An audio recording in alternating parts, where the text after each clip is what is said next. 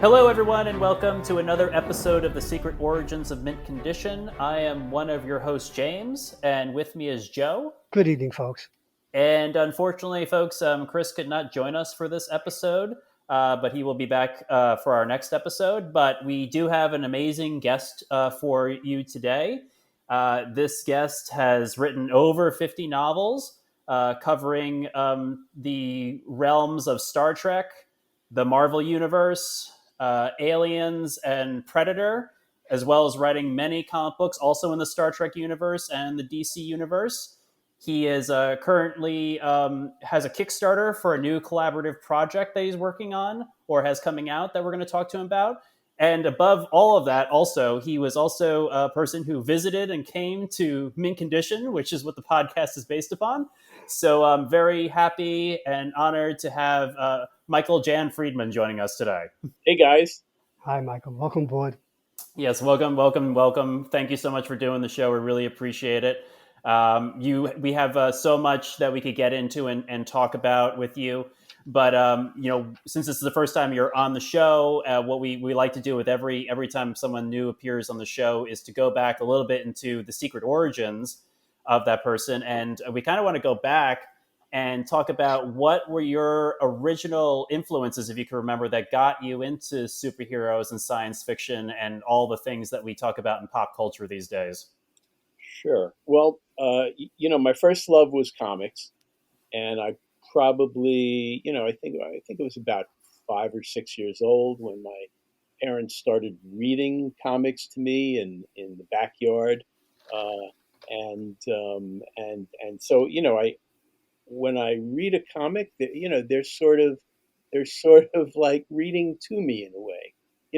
They're involved in the process.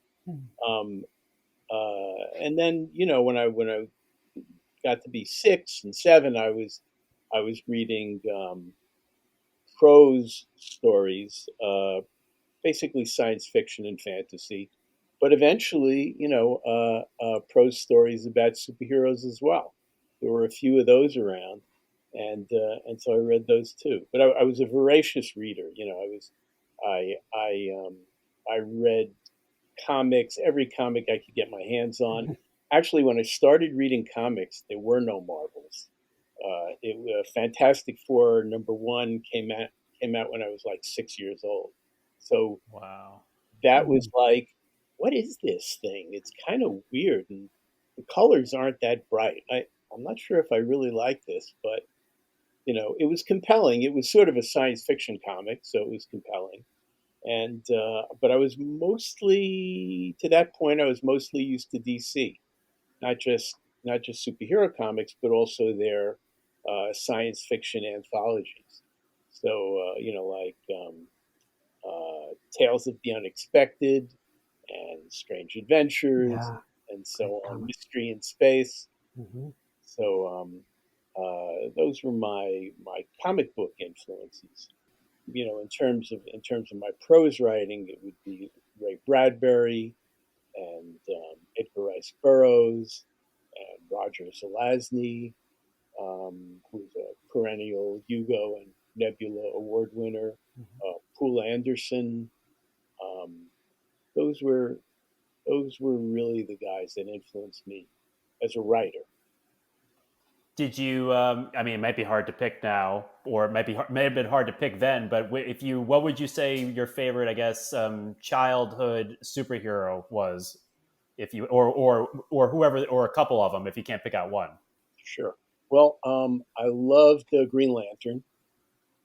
I was on the DC side. I was also partial to Adam Strange and Martian Manhunter, Challengers of the Unknown.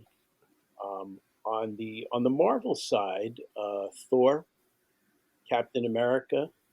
I bought everything, but those were the guys that really caught my interest. Michael, I have to ask you because I'm your age and I started reading comic books a little bit later than you did. I was about 9 or 10. Mhm. But do you remember how difficult it could be to find a comic book back in those days in the 60s? You would go into a drugstore or a candy store and you're looking for your favorite issue of The Flash or Green Lantern, and it wasn't always there. So there was no local comic shop to go to. you had to search things out. You go to more than one place. Did you have that problem, or did you have a I, go-to place? I really didn't. I really didn't. I Oh, went to a place called Gwen's okay. candy store near the intersection of Springfield Boulevard and Union Turnpike. Uh-huh. And Gwen's always had.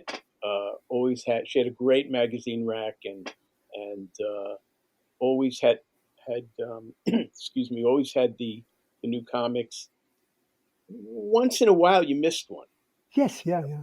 Once in a while, you did, but that just I don't know. It just kind of came with the territory. But almost invariably, I got whatever I wanted at that comic store, at That's that pretty cool. at that candy store. Yeah. I had Well, where a candy store and a drugstore within a few blocks of each other that I used to frequent often to pick up my comics. Well, I'm spoiled because I mean, I have gotten comic books like at the at a drugstore, stationery store, but I've been around since the time of like comic book stores. So I guess, Mike, Yeah. what was your like I guess first like comic book store that you went to or found? Yeah. Let's see. Well, there were a few. There was one in Forest Hills that I would go to occasionally. There was a guy named Joe who was on the east side in the 50s, not far from where I worked, and he had a store. I feel like it was on the second floor, maybe, but Hmm. anyway, so I would I would go there for new comics, and I would actually order them in bulk, you know, Oh, because I was actually dealing comics for a while. So oh, okay. I would go to conventions in the city, and I would deal comics. That was My, me for a while. excuse me, Michael. Was that Joe Parenti of Nemo's in No, Forest no, Hills? no. I remember Joe Parenti was in Forest Hills. Yeah, because No, no, it was the store in Forest Hills was Carbonaro, oh, Michael Carbonaro, and yes, okay, I remember. Yeah, I remember Carbonaro store too. Yes. and the guy in the city in the 50s, that was Joe Lehak, I want to say. Yeah, that one I'm not familiar with. I used to go to Ed Summers' Super Snipe on the Upper East Side in the '80s, Right. Upper '80s. Yeah, I would pick up books there in the 1970s.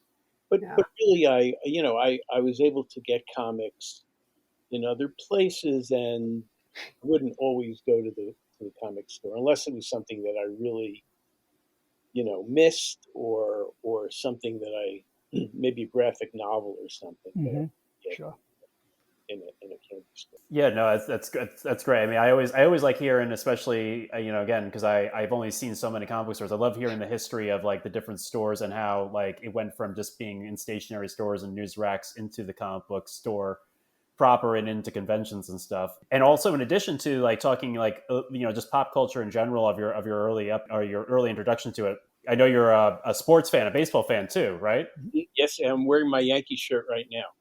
Okay, I got a question for you. Now, if I'm not mistaken, you were born in the Bronx in the shadow of Yankee Stadium. Sort Correct. of. I'm not sure who's exactly in the shadow. Late, late in the day when that shadow is very long, but Yes, that's right. It's tough to see the ball if you're hitting. born in, I only lived in the Bronx till I was about two.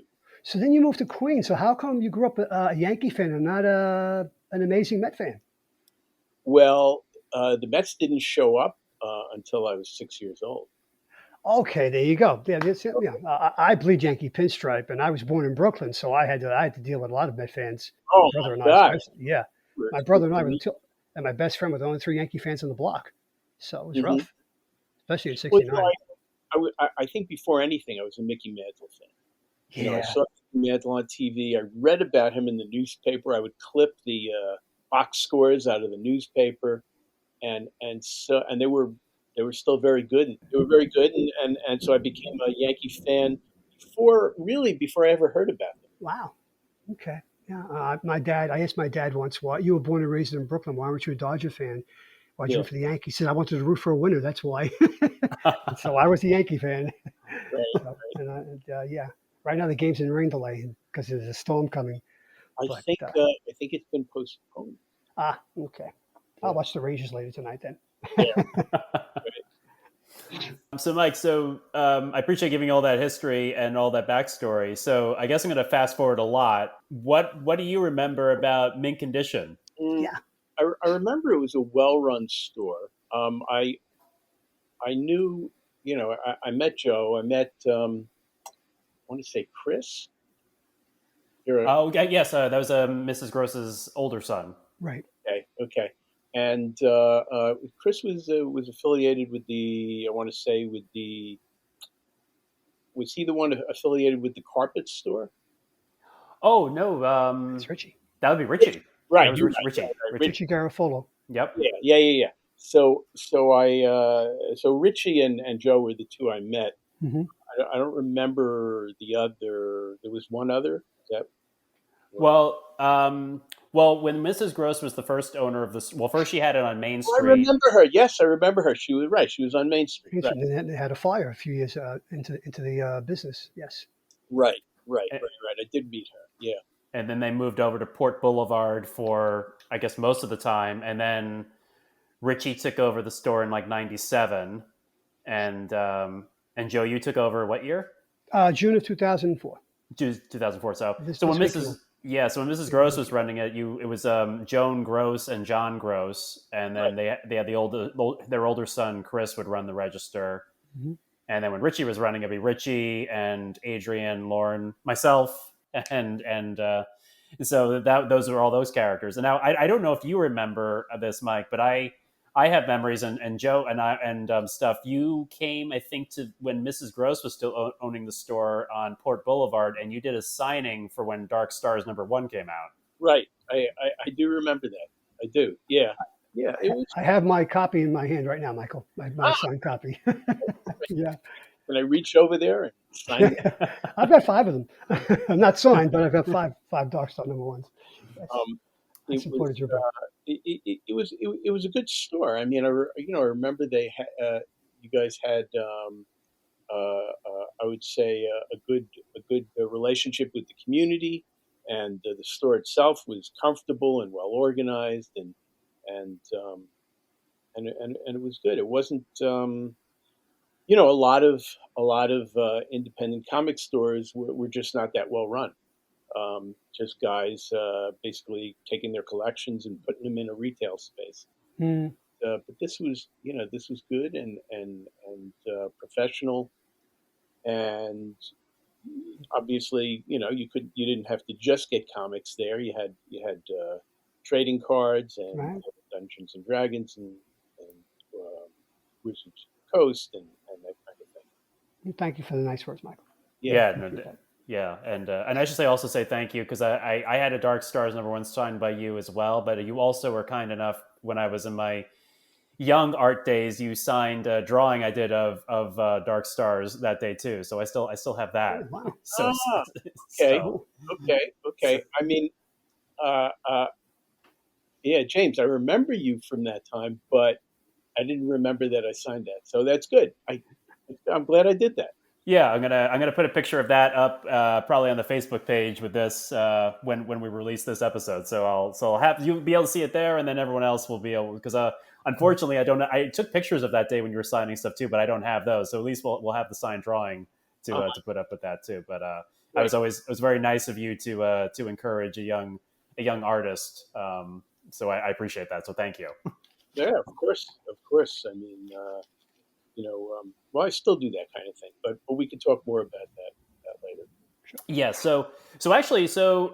You've recently in the last 6 months given I think some amazing other interviews on podcasts. You were on the As Told To podcast in January, and Mhm.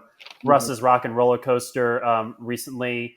So I'm going to put the links to those episodes in our show notes and direct the audience to that because you give some really great insight into how you started in the career and how you got writing for Star Trek and stuff. So I kind of want to jump into some different topics that you didn't necessarily dive deep into with you on this podcast. Great. So one of the things, and this is actually from our other co-host who's not here today, but he wanted to know, you are a very successful writer. You've written so many novels and so many comic books and other writings as well. So how is it? How did you manage being both, prolific but also very successful? Like, what was the creative? Like, how did you manage to do that in your career thus far? Well, when you're a freelancer, which Mhm. I was for 20 years, if when you're a freelancer and you get a gig, you try not to lose it, and you try to make the most of it. So it behooved me to be prolific. Like for instance, when I got the Star Trek novel gig, Mhm. um, it was a every contract was a one book contract, and so I could write 5 books a year. I could write one book a year, but boy, I loved doing it, and I had to make a living. So as soon as I finished one, or even before I finished one, I'd be working on the next one. And that's all I did for a while is write. So when you do it every day, and your daily bread depends on it, you get very prolific. Was Wow. that stressful, Michael? Did you find the times that it was like could be a little bit overwhelming, or was the creative process just so strong that you just kept kept going forward? I didn't find it particularly stressful. Ah, I just loved that I was doing it, and that people said to me, so what do you do for a living? And I was able to say I'm a writer. there you go. That was Wow. a great thrill, and but it's not just being a writer; it's writing. I loved writing. I still love writing. Um, you know, I I know there are writers who some of the time, and sometimes all the time, um, say, "Oh boy, I hate writing. I love having written." But I love writing. I Wow, love every part of it. I love sitting down and starting something new. I love working something I've started. I love sanding off the little knobs off something I've almost finished. Mm. I really love every part of it. It's very, if I wasn't doing it for a living, I think I'd still be doing it. do you find, like, so when you are writing, or when you were writing, did you, like, I mean, obviously it was a job, but did you treat it like a job? Like, you like woke up and you would write for this many hours, and or try to get this many words or page count or get this far along in the story? Yeah, I treated it like a job. Um, I I tried to meet a word count, but there are different ways to approach it. I mean, first of all, when I went freelance, which was back in '85, I had to justify it to myself, to my wife. I had to justify it. Like, is this going to be worthwhile, or is this just a hobby? And Mm. and so I had to be productive, and I had to meet certain standards, but and I had to have a word count in mind. But when you have that it's easy to fall into a very stressful situation and get what people generally call writer's block, um, because you're aiming for a certain number, and you start out in the morning. I would always start writing about 8:39, and and I would work until I met my word count. Could be 3, 4, 5 o'clock, um, but I had, I tried not to set out and say, "Oh my gosh, time's going by. I'm not meeting my word count." I tried to avoid that and just go through the process. Go through the process. Read what I did yesterday, fine tune that a little bit, get a running start into today's work, just write some more, not count what I'm doing. And then late in the day, count it up and see how close I was to my goal. It's very easy to to look at at a goal, a daily goal, and just get frozen. Like, Mm. oh my God, how am I going to do that?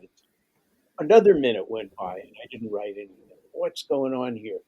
And that's when you fall into writer's block. Writer's block's not a mystical thing. There's always a reason for it, and and word counts are very often the reason. So you really, while on one hand you're trying to be productive and meet a goal, on the other hand, you need to remember that it's a creative process, and it doesn't always flow the same every day. No, that's great. That's great advice, or that's great to hear because, like, we're all creative people on this podcast, and we have a lot of creative people listen, and sometimes it is daunting to, or it's easy like to fall into the trap of writer's block, or letting the process sometimes overwhelm you. So it's it seems like your process is just every day you got to just sit down, much like I think the book the war of art, like just sit down and write, like just keep writing. Yeah, yeah. It's for a while I was into distance running, and I still run, but not not more than a few miles. But I ran a marathon in '83, the New York Marathon, Wow. and it teaches you something. It teaches you that especially when you're writing a long form like a novel, you can't write it all in one day. You have to pace yourself and find joy in the thing you did that day, even if it didn't get you that much closer to the end of the book. It's writing and particularly writing a novel is a marathon, and Mm. you have to treat it that way. That's great. That's that's like the things you always read it, but it's always good to hear someone who's done it to reinforce that, like, that's what you got to do. You got to Yeah, just got to keep working at it.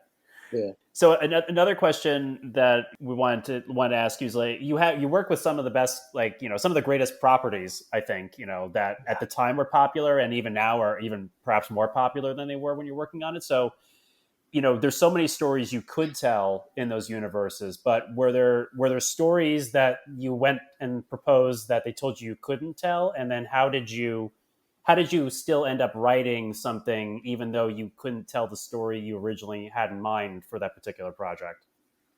Oh, that's a good question. I mean, yeah, there were lots of times that I couldn't write the thing I wanted to write. Um, for instance, when I was writing the Star Trek Next Generation comic, I would propose probably half a dozen stories, half a dozen issues worth of stories at a time, and probably four of them would be approved, and one would be not approved because it was already in development as a TV episode, and another one, they would say, yeah, you can't do it, we can't tell you why, because it's it's You got something else either planned. conflicts with something that's happening, or it iterates something that's happening, and we can't tell you exactly what it is, but you can't do this.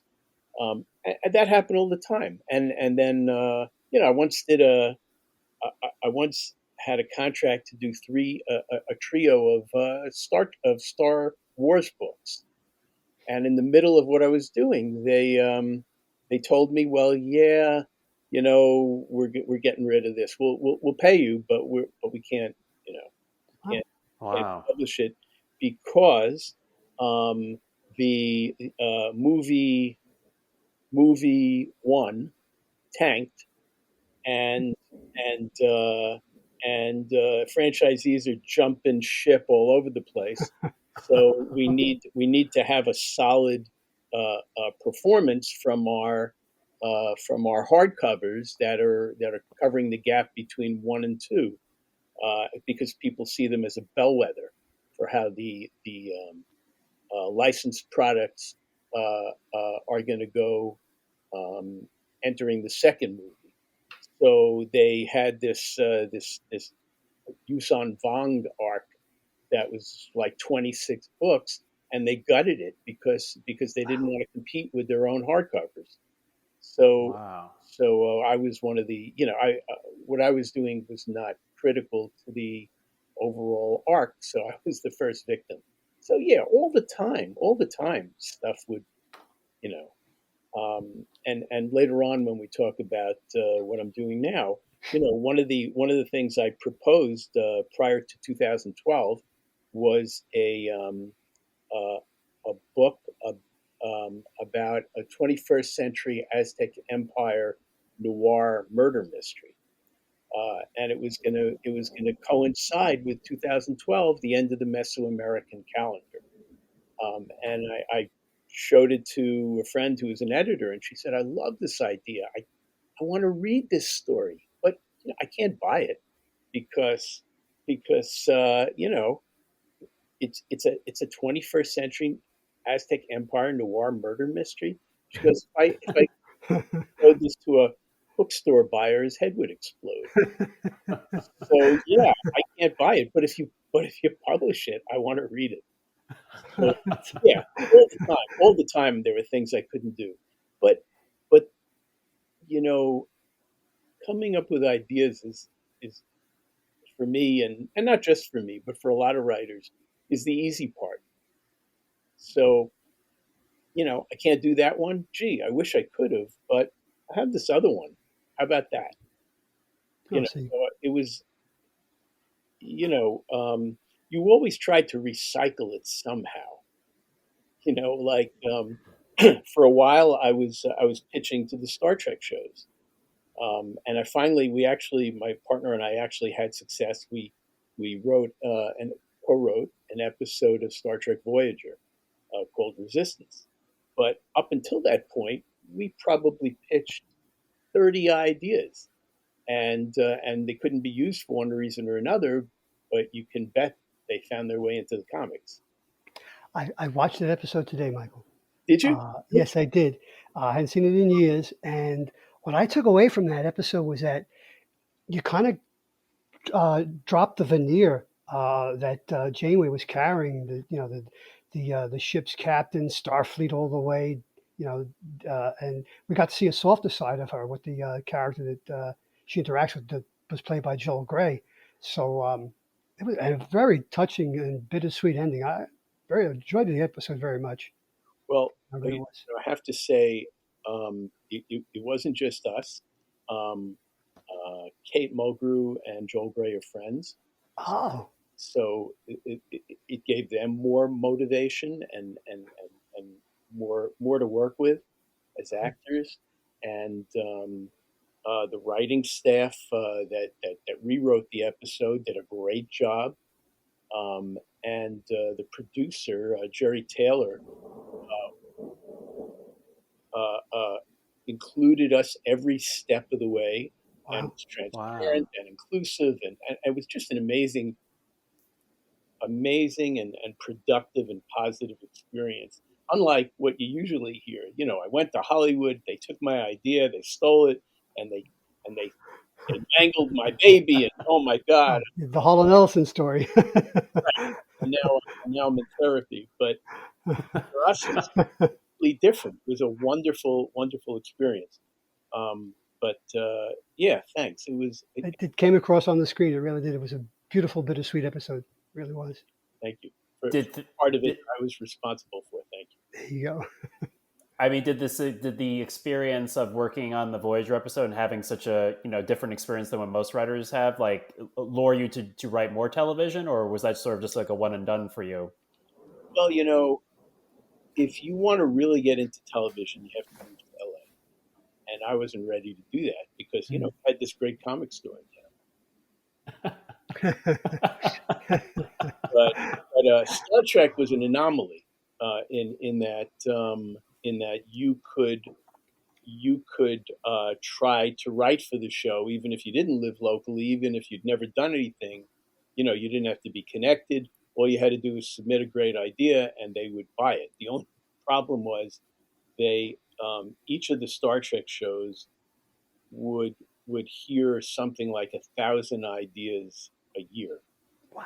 Wow. So figure like I don't know, 200-300 pitches, and they would accept something like 3 or 4. So you really had to be not just good but also lucky. In fact, so we pitched and then Jerry Taylor said, "Hey, I really like this. Let me bounce it off the writing staff." It was one of 6 ideas, and she gets back to us the next morning. And she says, yeah, we're going to buy it. But I have to tell you something. Somebody came in this morning and pitched something very, very similar. Wow. And if you Wow. hadn't pitched yesterday, if you had pitched like tomorrow, we would have had to buy theirs instead of yours. So you really had to be lucky in addition to everything else. Well, I guess it's fortunate. I guess you had that opportunity and it went so well. So that's like you got a little taste, I guess, of what that side of writing is like then. Yeah, yeah, but I really didn't want to move to LA. I mean, I actually, obviously, it's possible to make more money as a screenwriter. I found it much more satisfying to write for books and for comics and so on because you had an audience. I mean, Star Trek books in those days were pulling in probably 200 200,000 readers Mm. Wow. per book. So you had an audience. You were communicating with somebody. A lot of screenwriters will. There are guys whose work has never shown on the screen ever, and yet they're making a ton of money because they're writing first and second drafts of things, and you know there's 5 people in the studio who read it say great job, wow, that was terrific, but they never really communicate with an audience. So as a writer, I find it much more satisfying to have that audience. Absolutely. Yeah, and you have more. I See, I guess. can understand that. Yeah, Yes. I can definitely understand that. Yeah. Um, so something else, like our co-host who wasn't here, but he really wanted to ask you. Being being a parent and being a writer and stuff. Do you find that your art, what writing as an art form informed your parenting, or that being a parent informed how you wrote once you had kids and were writing in the industry? Yeah, I mean, I think everything in your life informs your writing, whether you recognize it or like it or not. Um, you know, yeah, I mean, my kids, for instance, would get a kick out of showing up in my work. You know, presentations, or then in comic book form. I would use their names. Like their first name and their middle name. They'd be a crewman on one of the ships. But in terms of being a parent, yeah, um, it was one thing that comes to mind is an issue of Next Generation, maybe number 16 or so. It was a classroom situation that kind of that kind of um, the thought for which started in one of my kids' classrooms. There was Oh, a oh, discussion in the classroom, and I said, "Hey, that's something." There are kids on the Enterprise D, and that's right. they're in classrooms, and we can use that as a jumping off point for a story.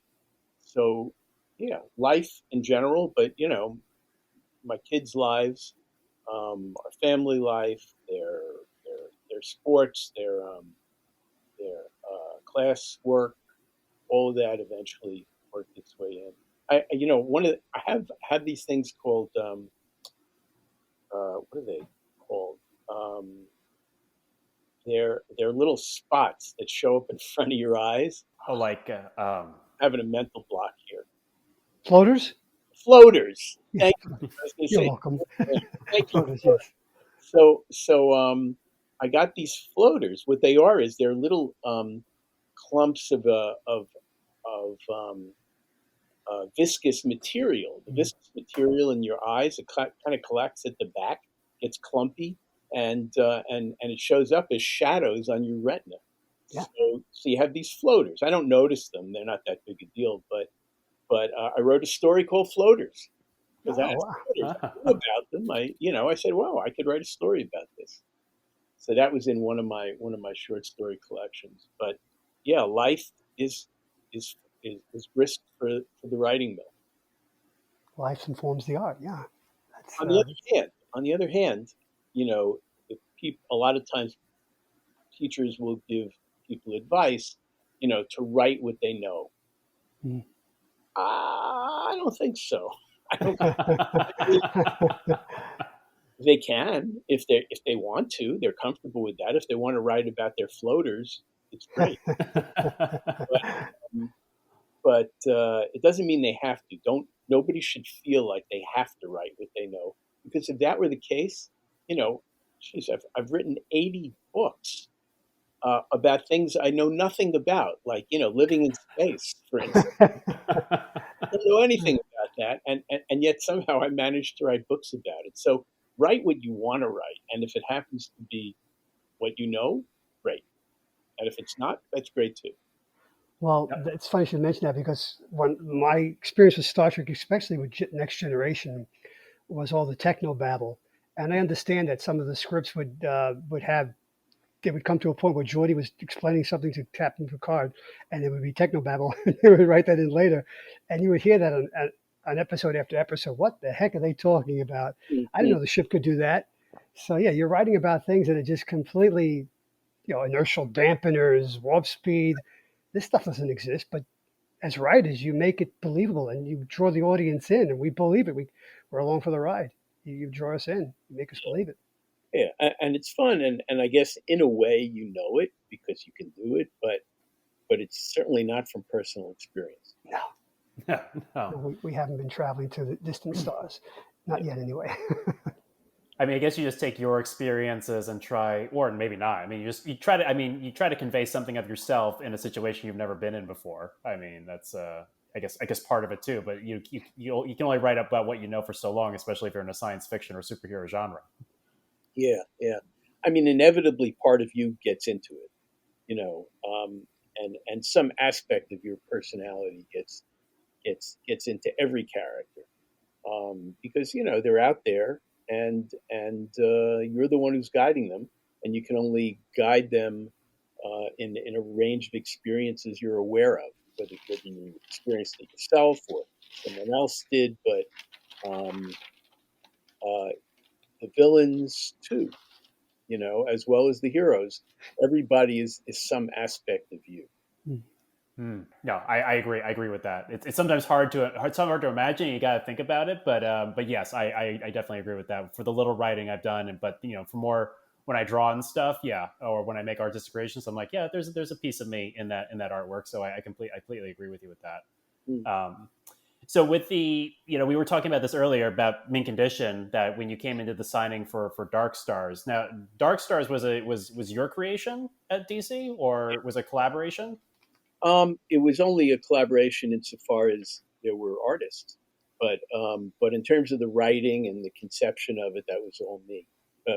What actually happened was I went into DC on my birthday, because going into DC, into the offices of DC, was like, what was a better birthday than that? Just amazing. You'd go in there, you'd see murals, and you'd see statues, and you'd see, editors, and it was amazing, and fun, and so that particular birthday, I went in to see Kevin Dooley, who is the Justice League and Green Lantern editor, to pitch a couple of things to him: Green Lantern and Martian Manhunter. And he was very busy that day, which didn't help. And he listened, and he just didn't get into what I was saying. So I was a little disappointed. But then Brian Augustin, and who's the Flash editor, and my Mhm. friend Bob Greenberger, who was Star Trek editor, I think at the time, or maybe he was working on another aspect of production in those days. But anyway, I went to lunch with them, and we went to Mickey Mantle's restaurant, Oh, cool. Oh, cool. and we're sitting there, and I told them about my experience with Kevin, and they said, um, so what is it about Green Lantern and the Martian Manhunter that you like? And like trying to tease out the ideas and see if there was another way they could use them. And I told them, and I said, what would be great is if I could kind of mash those guys together, Green Lantern and the Martian Manhunter. That would Oh, that would be Ah. interesting. And they said, yeah, okay. And Brian, of course, was the Flash editor, and he had some leeway, and he said, give me a proposal. So I did. I came up with a proposal for this thing called Darkstars, and uh, and he liked it, and we pitched it to the higher ups, and they liked it too. And the next thing you know, I was writing Darkstars. Wow, that's incredible. Yeah, How did it like? I mean, I guess in retrospect, having some time apart from it, how did it feel to create like characters for the DC universe that were your own? it was an amazing thrill on one hand, and very difficult and complex on the other. Because, for instance, so I went back to Kevin Dooley. It sounds like Kevin Dooley hated me, right? Kevin Dooley, who's a good guy, and at one point, because I wanted to use Evil Star, the villain. Nobody had used him in a while, and I wanted to use him in Darkstars. And he said, "Well," he goes, "we got this going on with Evil Star, so you can't use him at this time." I said, "I'll wait. I'll wait till that's over, and then I'll." He goes, "All right." He goes, "Well, then you have to do this and this and leave him here, and so we can pick him up." And so it was like a big negotiation to get Evil Star, who eventually showed up in, I think, maybe issues 4, 5, 6, something like that. But using, because it was part of the DC universe, using elements in the DC universe were, that wasn't always easy. We used Hawkman and Hawkwoman early on in that series, and later on we adopted John Stewart as a Dark Star, And Donna Troy, right? Troy as a Dark Star, Yeah. and then we had crossovers. So it was sometimes, I think in at least one of those cases, the editor came to me and said, "Hey, you want this for a while? We don't know what to do with them. We don't want to leave them fallow, but can you use this one for a while?"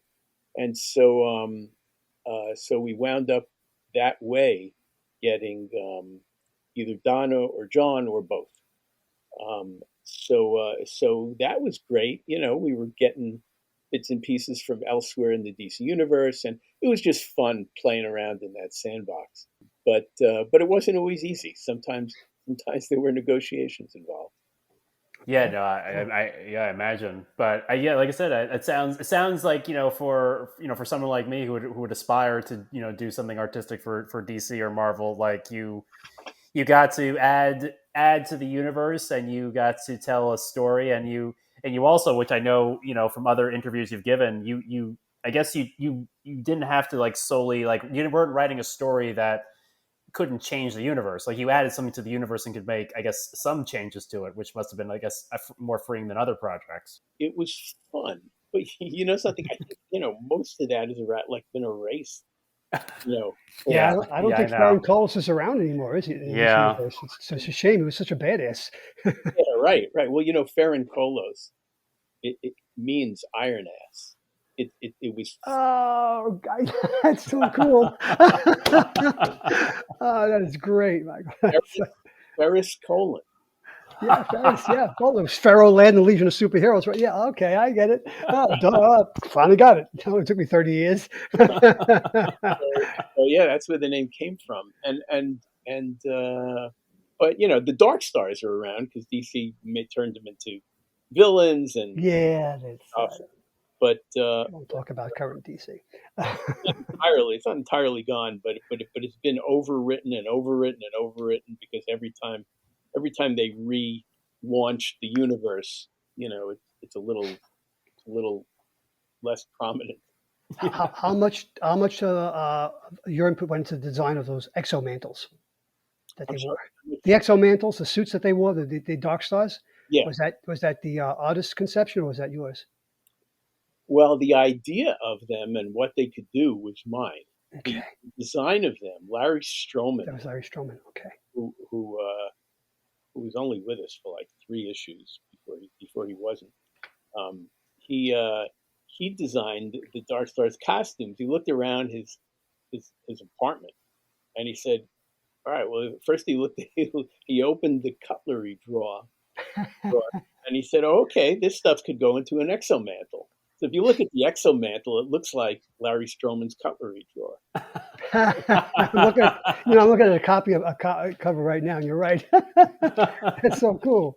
And then if That's you just look great. at the pattern above the star on the Darkstars uniform in number one, Mhm.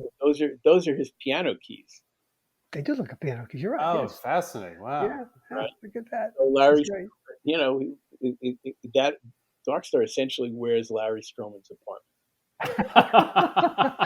See what you hear first on this podcast. Yes. Incredible. Oh man. Well, That's a Mike, great story. I want to talk about your Kickstarter and your current Yes. work before, but I have to ask one thing just because it stood out for me, and and I haven't gotten a chance to read it yet because but I want to. Is how did you get to write a sequel to the Wolfman? I love Universal monsters. That is my favorite monster, and I'm looking forward to reading the book. But I just have to know the story behind getting that continuation of the story.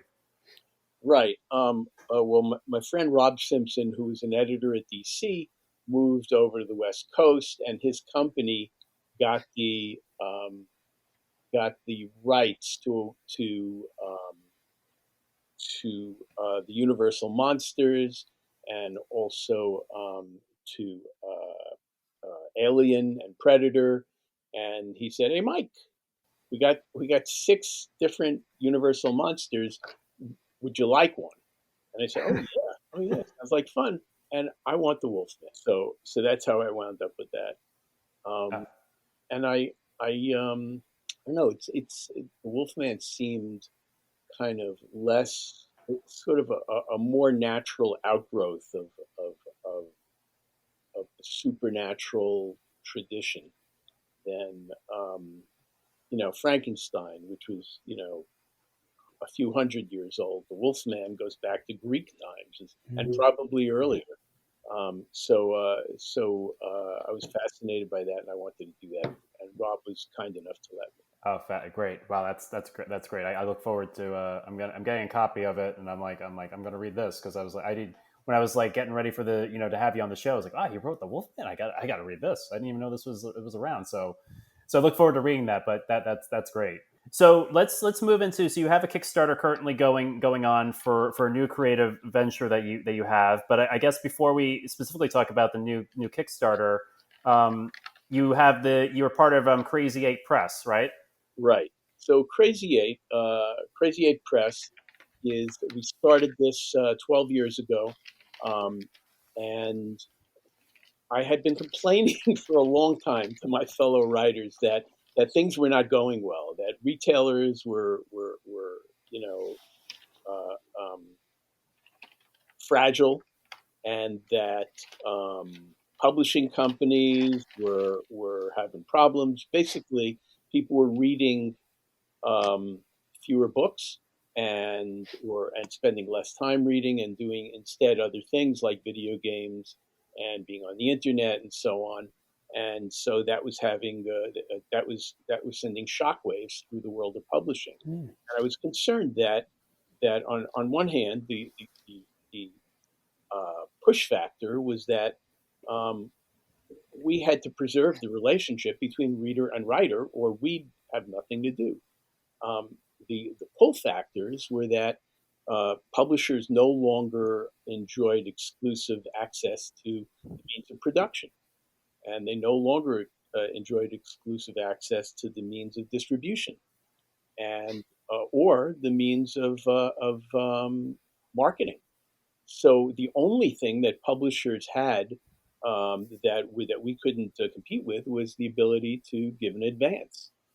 But if you could get past that, you could become your own publisher. The thing is, you needed an audience, and I and the people that I was talking to uh, ad infinitum, they all had their own audiences, uh, um, and they said, "Yeah, Mike, yeah, you're right. Okay, go away." So then um, then Borders went out of business, and all of a sudden they went, ah, Mike may not be so crazy after all. And so they corralled me. I was at a convention in Baltimore, and so were a number of them. And I come out of the bathroom, and they're waiting for me. It's like a gauntlet. And they said, "Okay, Mike, we're ready to listen." So I said, we have to start a group that will publish our most our, our most closely held visions, the things we're most passionate about, like that 21st century Aztec Empire noir murder mystery, Mm. and we'll do that ourselves. And we won't operate as individuals. We'll take advantage of our numbers to get the word out about new books and to have certain economies of scale. Um, and nobody really knew what I was talking about, but they said, "Yeah, you know what? We got to do something. So why not this?" And little by little, they saw, hey, there is a plan here, and most of them stuck with me, and then others came aboard, and we had some we have screenwriters, we have comic writers, we have prose writers, um, and we have people within our ranks who are experts in marketing, who are experts in book design, Ah, and we all kind of work together to help each other, um, and such is Crazy Eight.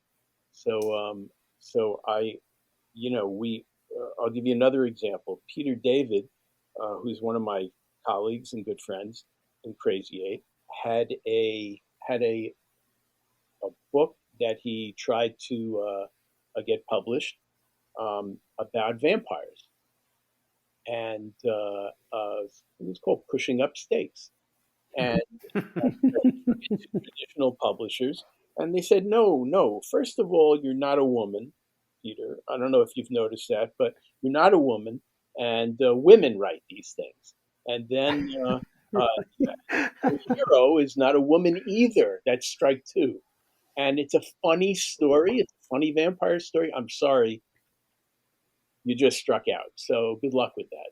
But he was able to publish it through Crazy Eight, and the mathematics of it are that we can't compete with the distribution numbers of a traditional publisher, but our gross profits per book are 10 times what they are if we were writing for that other publisher.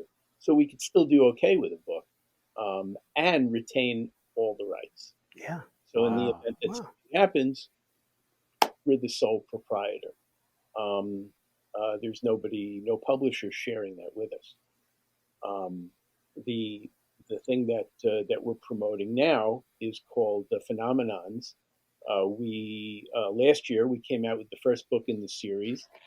It's a shared world anthology, so it's about superheroes, all of whom live in the same reality. And the first book was Phenomenons Every Human Creature. Every Human Creature is a phrase from Dickens, and we that worked out well, so we stuck with Dickens. And the one we're promoting now is Phenomenon's Season of Darkness.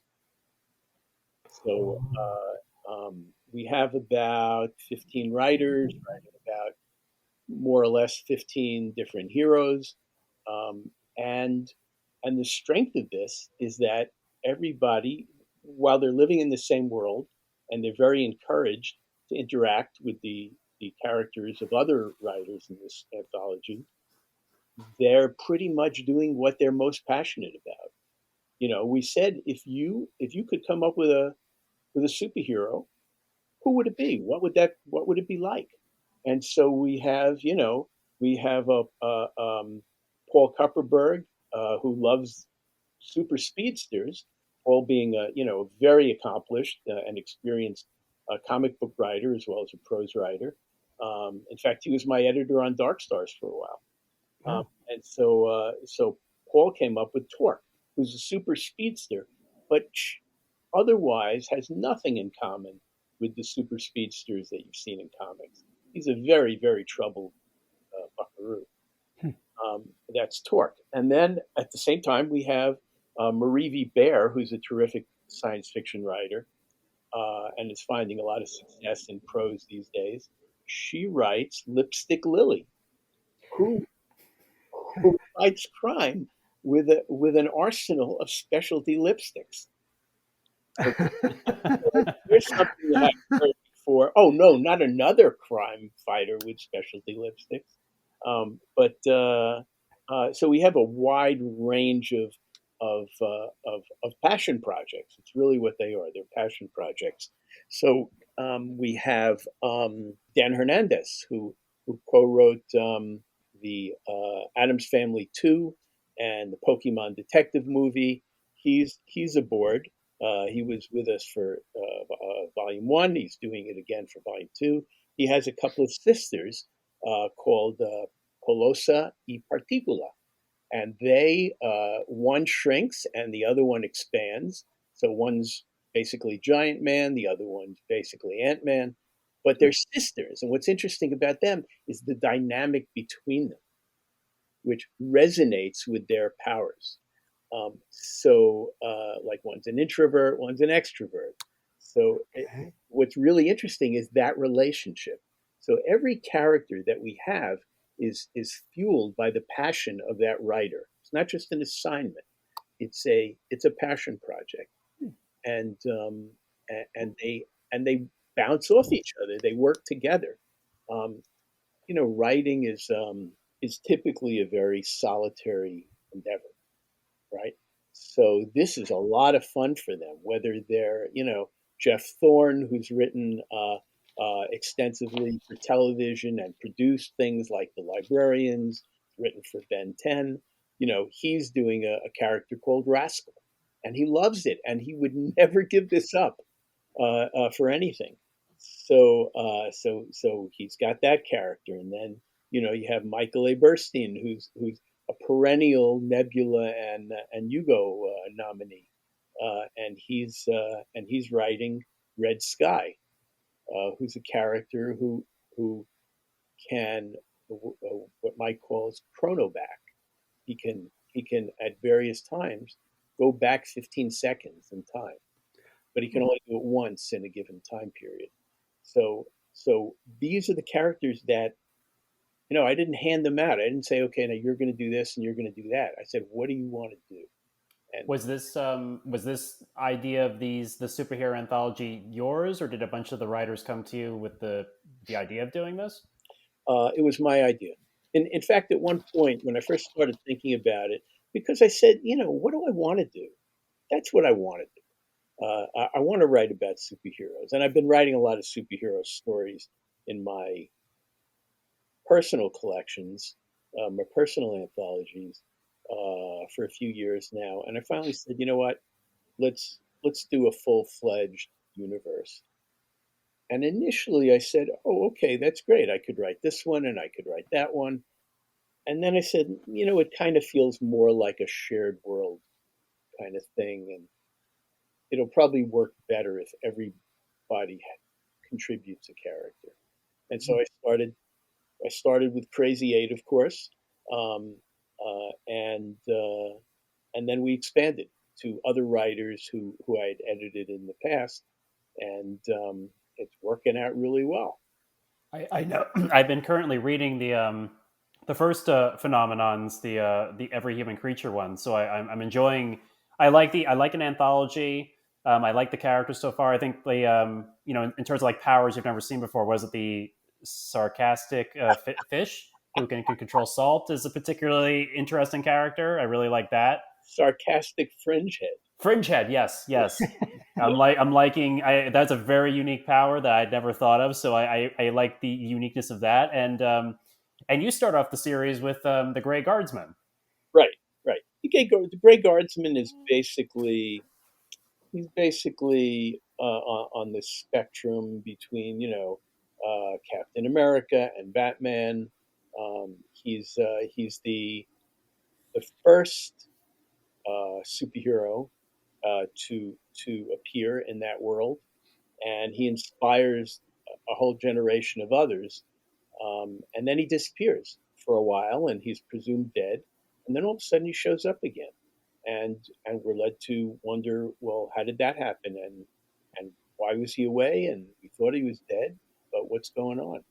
And so there's a certain mystery surrounding that, which after you read the first book, you'll get that first layer of the onion stripped away, but there are other layers. So he's a period piece character, Michael. No, Well, no, he's we're positing that superheroes appeared in this world right after the onset of the financial crisis in 2008. oh, Oh, okay. interesting. So you're Right. not Yeah. going way back. That's a really interesting and different take. Okay. I wanted to focus on. I wanted to stay away from golden age Mhm. characters for the time being. I wanted to stay away from alternate worlds, alternate realities, Crisis on Infinite Earth kind of things. Mm. I wanted to just focus on a superhero reality. Most of it takes place in New York, but not all of it. Um, and the world they operate in is a lot like ours, except in their world, we never recovered from the financial crisis. Ah. So things are not good. And superheroes, if you study superheroes, you know that they're most popular at times that are not good. When we're at war or in a depression or Yeah, Superman was a Depression age hero. That's right. right. Yeah. Hmm. So these guys are thrust into the problems of this reality. For instance, Keith DeCandido um, has a character called Luminosity, who's the superhero of the Bronx, Oh, cool. and she lives in the shadow of Yankee Stadium, All right. Gotta read that. but not really, but close. And Close. and so a lot of it, Keith lives in the Bronx, and so a lot of it is the corner of this and this is authentic. But she has to deal with a real estate group that's horning in on the neighborhood and trying to drive small business owners out so they can move in. The villains in this are sort of a class of villains. They're sort of like American oligarchs, Mm. and they have their fingers in real estate and finance and so on. They're like the land barons and the railroad guys back in the Western era. Yeah, Yeah. actually, we call them the captains of industry. There you go. Yeah. Oh. So they're sort of like the guys who started the steel industry and the Mm. railroads and Yeah. Carnegies and the Vanderbilts and so on. Right. Cool. Yeah, a lot of what takes place, a lot of what our heroes have to fight is an outgrowth of these sort of American oligarchs. No, it's a very timely, I think, piece.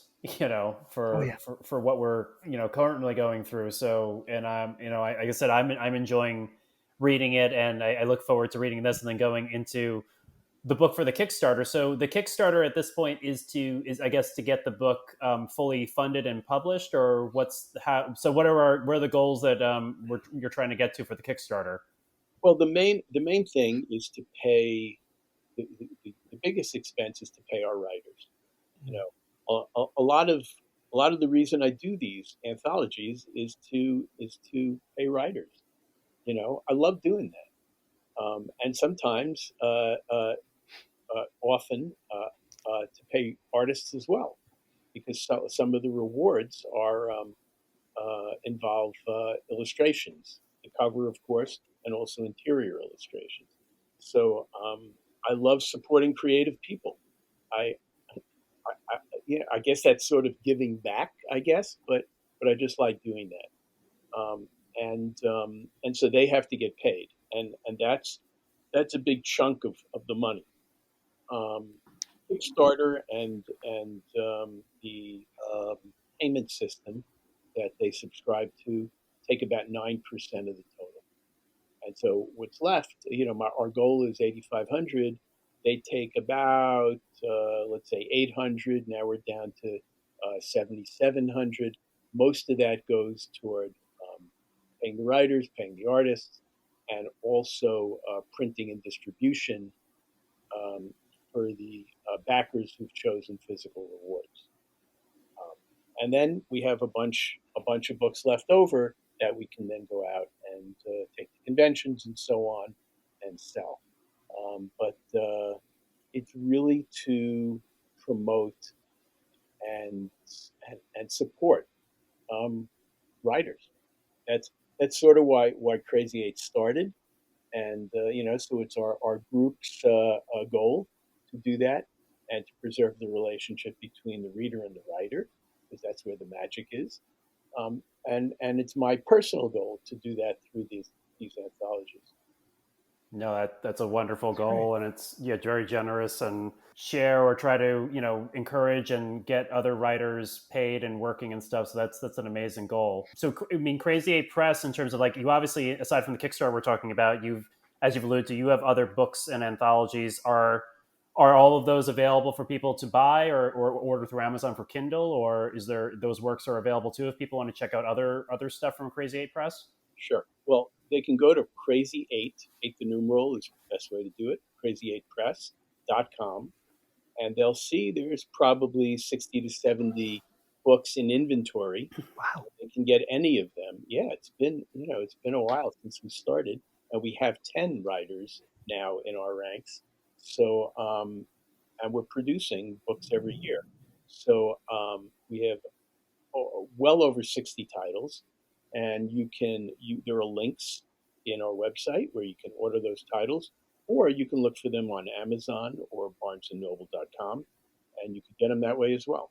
Can I find Empty Space on Amazon? Uh, The graphic novel? that's the one thing you can't find on Amazon right now. Okay. Empty Space, I do thanks, want to read that. yeah, was a graphic novel that I did through my own little company, Newsworthy. Okay. And Empty Space, it's a graphic novel of about 125 pages. It was published on Comixology Ah, in individual comics, 5 individual comics in the series, and then collected as a graphic novel, and we kickstarted it. But at the moment, we're in between. I haven't decided quite yet how I want to go forward with it, although I do have a goal of writing a Crazy Eight, I'm sorry, an Empty Space novel, ooh, a prose novel for Empty Space that's a sequel to the graphic novel. I'll have to read the graphic novel first, and then Right. wait the So prose novel. I'm going to be kickstarting that probably in the next 6 months or so. I'll be kickstarting an Empty Space novel, and one of the things I'll be offering as, in the rewards is the Empty Space graphic novel, Okay. which is Okay. beautiful, by the way. It's beautiful. It's just, the artwork in that graphic novel by a Brazilian artist named Caio Cacau is just incredible. And, the pencils, the inks, the colors, um, everything about it's really nice. Wow, that sounds great. Well, Mike, as we usually wrap up every episode by us giving recommendations, but in lieu of that, aside from, we're going to direct everyone to the Kickstarter. This is coming out on June 8th, so the Kickstarter goes to June 10th, June 12th, right? Well, right. So for audience, we recommend you go there. I'm going to recommend you check out Phenomenon's Every Human Creature, because it's great. But are there any other books, either from Crazy Eight or from your library, you would want to recommend that people specifically check out? Hmm. Well, pretty soon we'll be publishing the Aslan book, which is that's the 21st century Aztec Empire noir murder mystery.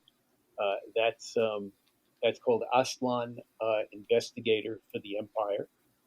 That'll be out soon, and I think people will enjoy that. It's actually the second book in the series. You don't have to read the first book to enjoy it, but you could also read the first book, which is the Mashtla Kolua Mysteries, which compiles the previous stories, um, and that's something I would recommend. And also, I have anthologies, collections of my own work that I've kickstarted in the past, which is something that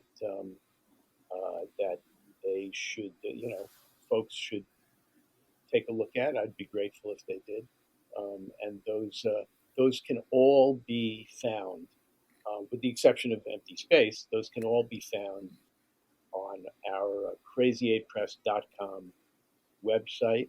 And there are also, too many to name, great books by our other authors there. And I'd be very happy if you went there and bought a book by one of my colleagues. Yes, great. So, Mike, thank you so much for being on the show. You're welcome to come on anytime for any Kickstarters you want to promote, or just reach out to us, and we'll have you on to talk about them. Especially since Joe is really interested, and I'm intrigued now about Empty Space. You can come on anytime and promote whatever Crazy Eight's doing or you're personally doing. But we really thank you for being on this episode. Sure, my pleasure. My pleasure. Thank you very much, Michael. So I'll see everybody at the Phenomenons Season of Darkness Kickstarter page. Yes, please. And we will put a link on that in the show notes. We're going to start putting up, I think, we can talk off air, but you could probably give me direct links. We'll put it right on the Facebook page for Mint Condition to start promoting this episode ahead of its release. But then we'll continue to post it up until the Kickstarter on the 12th for you. So Great. Thank you. We'll put it out there in front for you. So Michael, thank you so much for being here. And Joe, of course, thank you for being here. Oh, this is a great pleasure. This is a lot of fun. Thank you, Michael. And listening audience, I appreciate you joining us, and I hope you really enjoyed our guest, and will please support his current work and all the previous work and all the artists that he's supporting and building up. And if you have comments, questions, please go to the Facebook page, Secret Origins of Mint Condition on Facebook, and write your comments and notes. And checking out some of the books we spoke about today, please write that there too. I'm sure Mike would like to hear that as well. We thank you for listening, and we will talk to you on the next episode.